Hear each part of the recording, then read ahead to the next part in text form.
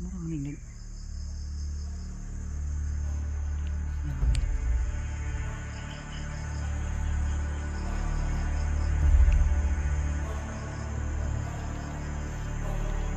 Brad, ayaw. Wag. So yun, isang mapagpalang araw sa inyo lahat mga tol.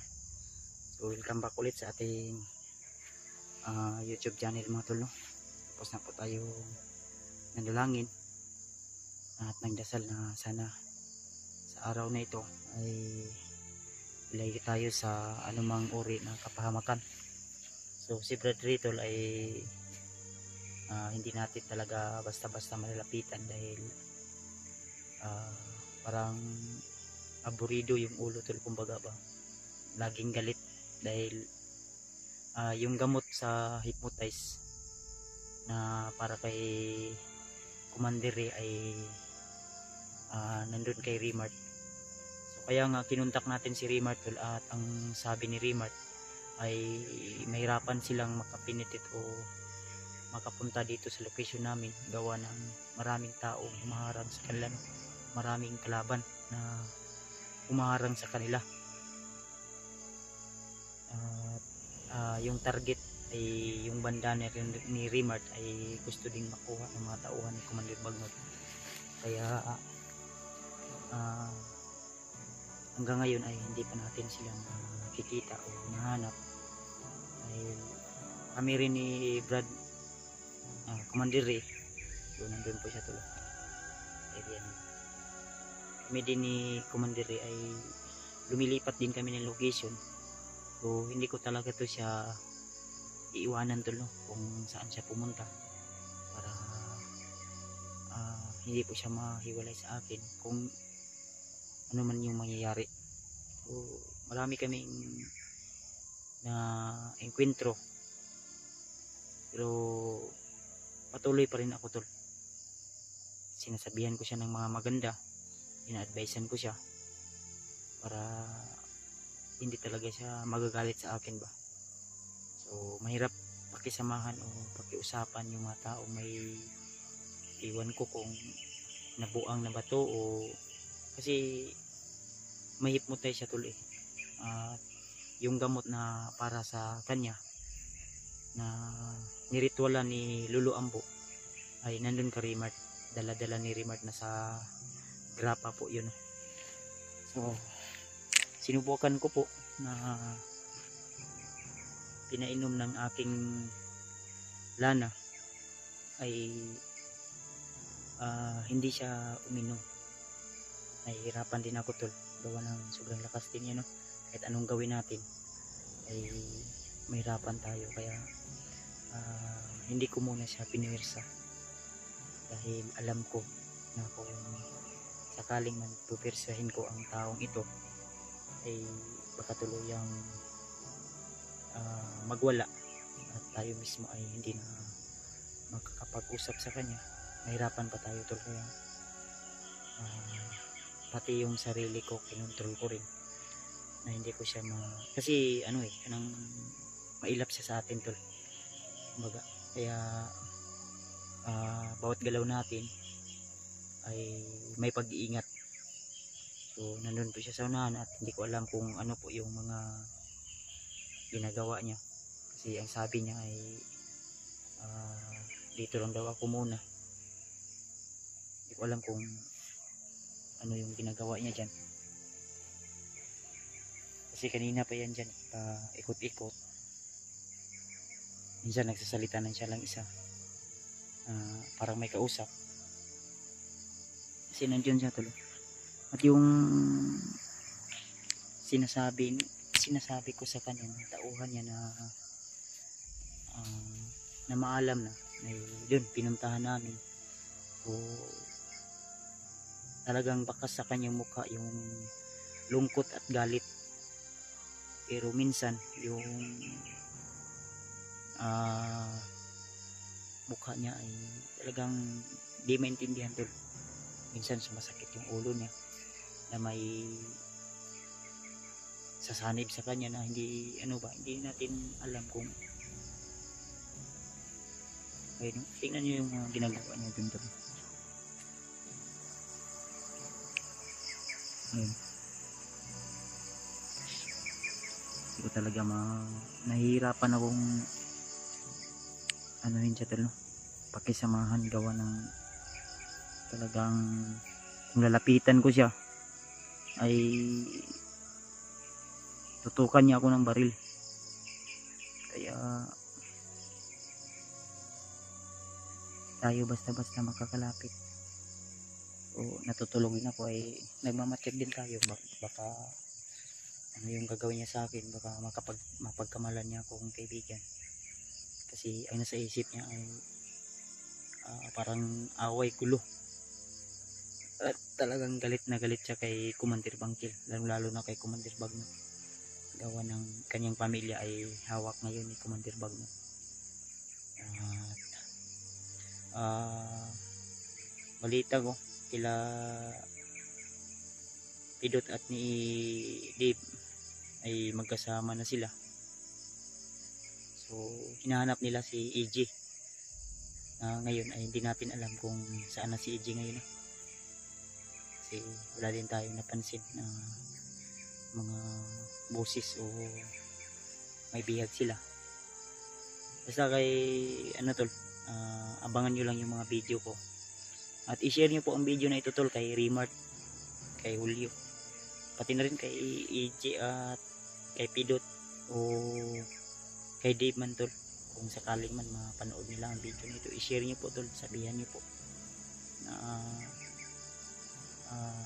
huwag silang magtagal. Dahil ako mismo ay nahihirapan ako mag-adjust dito sa taong ito. Kasi kung ano lang, kung ako lang yung magdesisyon, tutuluyan ko na sana. Pero ang sabi ni Lolo Ambo ay na-hypnotize lang ito. Nung nag-usap sila ni Rimat sa panaginip, pumasok si Lolo Ambo sa panaginip ni Rimat na nangangailangan ng tulong. So kaya ingat lang tayo tol. At shoutout nga pala kay Ninang Josephine Kelly, kay Ate Indy Daos, kay Ate GRC Ribas, at siyempre kay Ate Milda Galang. So shoutout sa iyo ate, kay Tita Rosie, kay Tita Victoria, shoutout sa iyo tita, at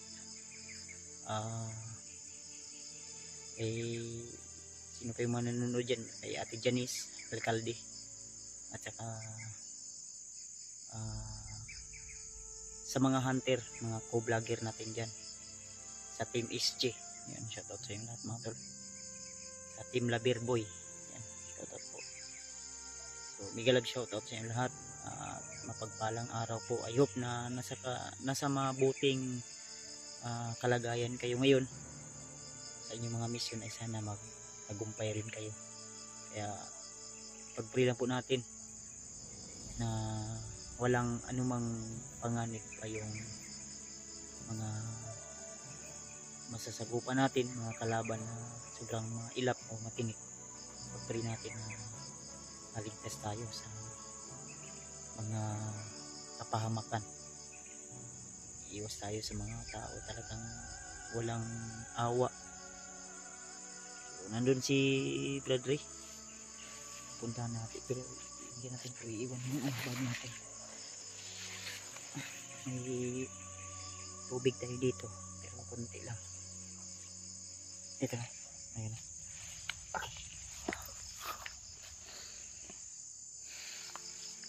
Nandito si Brad Ray mga tol.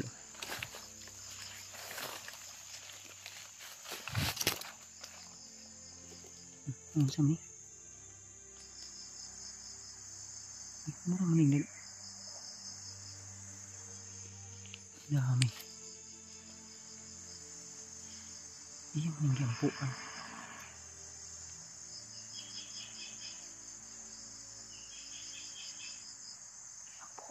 Ya dasalan pala niya yung kanyang.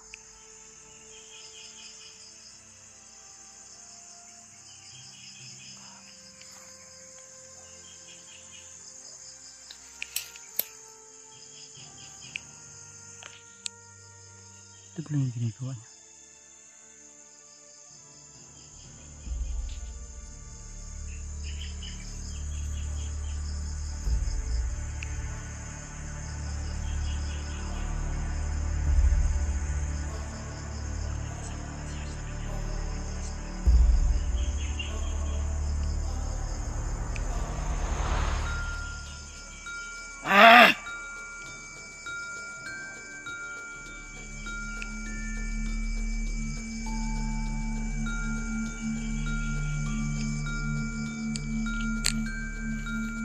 Brad.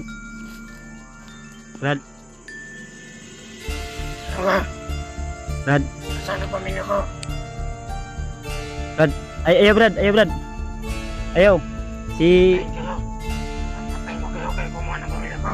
Brad. Si Buds ni Brad. Brad. Kaibigan mo ako, Brad.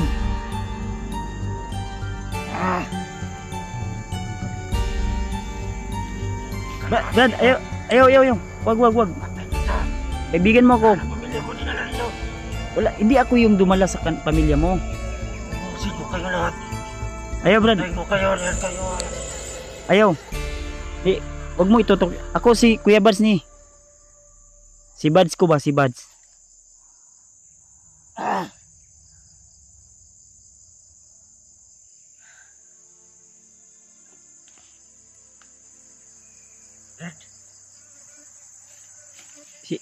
Si Buds ni. Ano sa ka?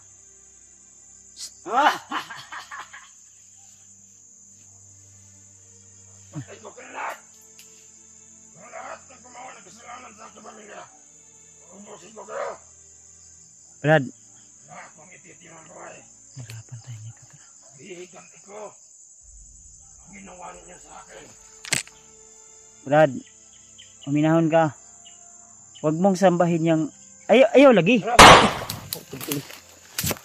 Ayaw, ay pamusil. Uy, ayaw. Lumapit dito sa ng pamilya ko.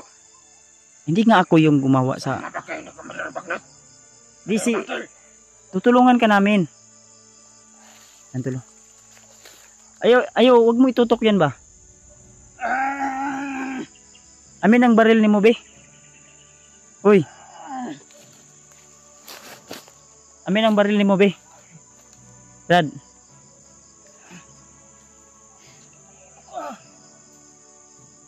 Ayaw padala, Brad. Huwag kang padala sa mga bumubulong sa'yo. Saan ang pamilya ko? Hirapan tayo nito. Hindi sila nakikita. Brad. Kailangan ko makuha na sila. Brad, lumaban ka ba?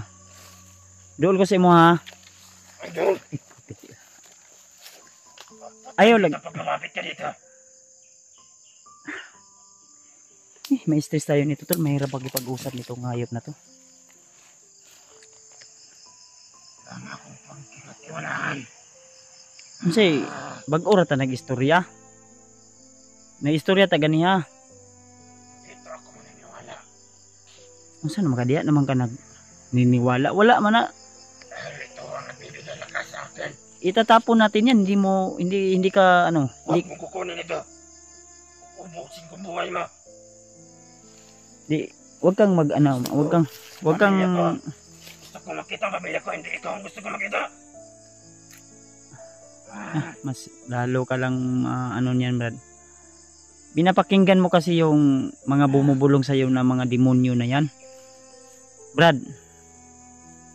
Minahon ka ba? Bibigyan kita ng gamot, ayaw mo. Brad. Pre. Oh. Tabangan ka na mo.